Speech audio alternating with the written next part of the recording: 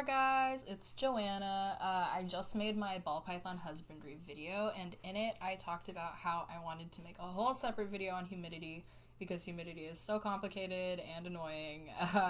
So I wanted to just keep it all in one contained area because it's probably going to be a little long. Um, but yeah, so basically, humidity is so important for all animals, but reptiles in general because of shedding.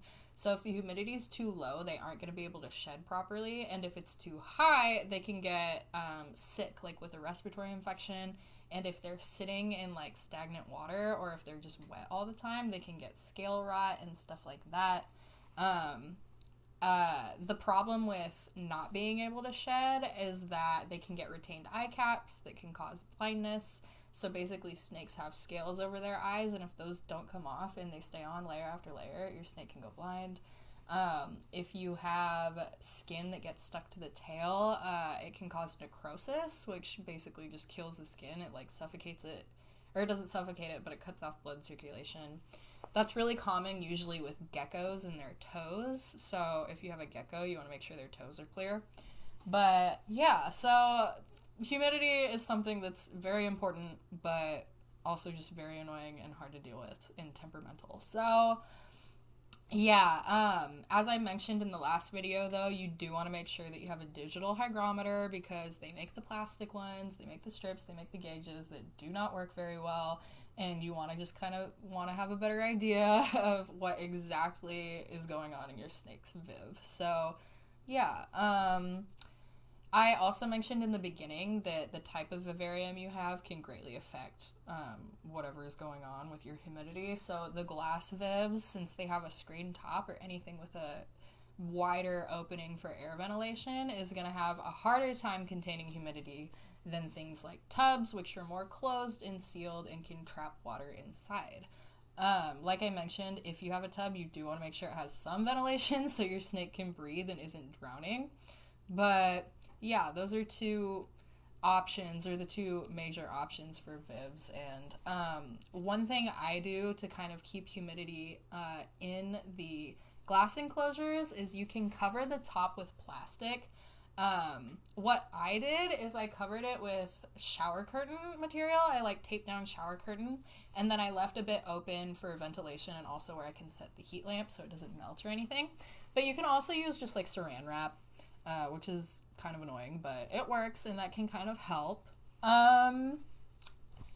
The one of the biggest ways people control humidity is through the substrate. So I mentioned in the ball python video, I prefer using paper towels. I don't do that for every species of snake because every species of snake is different. But for ball pythons and for Rosie, my boa constrictor, she's a BCI, I use the paper towels. The con of paper towels, even though they're not very messy at all, I think they're super sanitary, they're cheap, they're easy, is you can't really get them too wet because you don't want anything in your tank molding. That's pretty important. You also don't want stagnant water because you don't want your snake to have scale rot. So that's the con of paper towels. It's very hard to, you can't wet the substrate, you can't wet it basically at all, and then spraying the tank is like not a thing.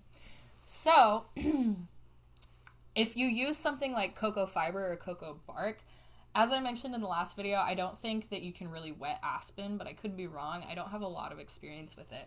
But cocoa fiber and cocoa bark, you can literally just take a couple cups of water and pour it in and mix it up. And as long as you don't have any standing water, that's a really good way to keep humidity. From experience, I've noticed cocoa bark kind of holds water better, and it's a lot less messy and annoying than cocoa fiber. So yeah, the problem with that though too is it can get stuck in the snake's mouth. So there's all sorts of politics to it. But another way to kind of keep water in your substrate without it evaporating is they make stuff called sphagnum moss and they make stuff called vermiculite. And people will mix that inside of the substrate to kind of keep it more absorbent, I guess. And that can kind of work out too. Other than mixing water with the substrate, a lot of people will get a spray bottle and just spray it daily, spray down the sides of the tank and everything. That, though, you kind of have to do more often than just mixing it because it evaporates way quicker.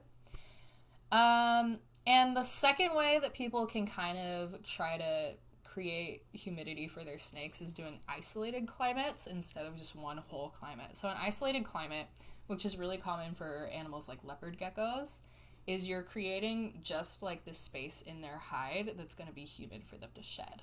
And you can do that by putting a layer of vermiculite or sphagnum moss or both and wetting it, make sure there's no like standing water and they can crawl in the hide and shed.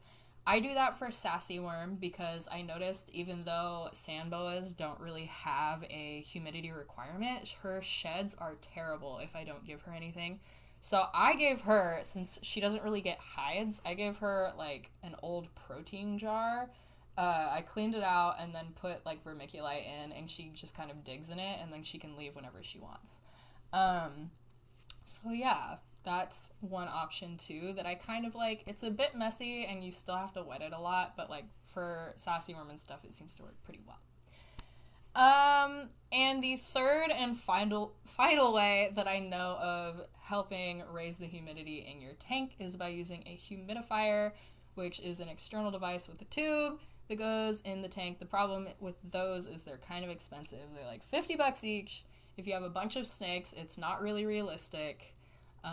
You have to clean them and stuff, but that is like a surefire way of controlling the humidity almost to an exact degree, which is why I like them. But I've also ordered a lot of them that are faulty. Like either they put out way too much humidity, like a human humidifier that's like gonna drown your snake, or they don't put out any humidity at all, or it's just so random like that it's not even worth it. But you can find reptile-specific humidifiers and use those. One mistake I made in the past with Samson was I cut a hole out of the top of his tank and he pushed the tube out and pressed the screen apart and then escaped. So if you have a humidifier tube, you're probably going to have to like make a way to like get the tube in the Viv. Just make sure you're smart about it. Get creative. Make sure there's no exposed wires and stuff, and make sure your snake isn't going to escape. But yeah, make sure you research the humidity requirements for whatever animal you have. They're all different. It's more important for some than others. So yeah, but again, if you have any questions, please let me know. And hopefully that makes it a little easier to deal with.